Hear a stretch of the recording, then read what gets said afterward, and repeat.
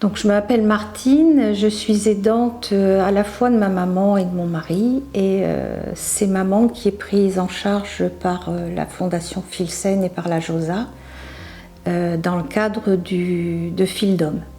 Je m'appelle Madame Cordier-Monique, j'ai 88 ans.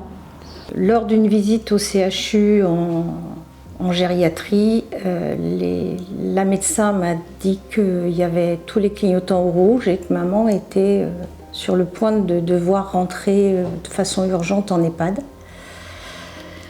Et moi, j'ai absolument pas souhaité le faire brutalement. Je souhaitais que si ça devait arriver, que ça se fasse en douceur et si possible avec son accord.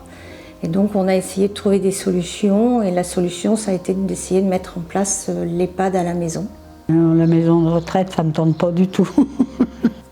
Tout passait par moi en fait, et c'était plus ce travail-là de coordination, d'organisation, de charge mentale, de ne pas oublier de prévenir quelqu'un.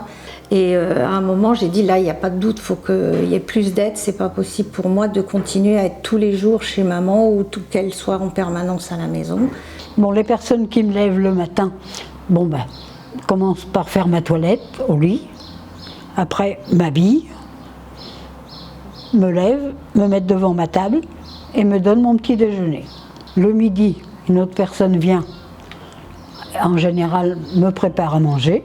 En début d'après-midi, de nouveau une personne vient, donc me remet au lit pour me changer, faire un peu de toilette si c'est nécessaire, et me remet devant ma table. Et puis le soir, toilette, me mettre au lit, me mettre soit un pyjama, soit ce que j'ai à mettre dessus, quoi. Et puis me donne mon potage au lit. Parce que pour moi c'est pratique, je mets ça sur ma poitrine, c'est pratique. Là c'est vrai que le forfait permet entre autres de déléguer une partie pas tout, parce que je pense que c'est important qu'on garde une relation avec différents intervenants, mais une partie il y a une coordination qui se fait et qui passe plus forcément par moi, et ça allège beaucoup de se dire qu'il suffit parfois qu'on envoie un message à une personne et que c'est relayé et que l'organisation se fait derrière. Honnêtement, j'apprécie, parce que si j'avais personne, je sais pas comment je pourrais vivre, je marche pas, hein.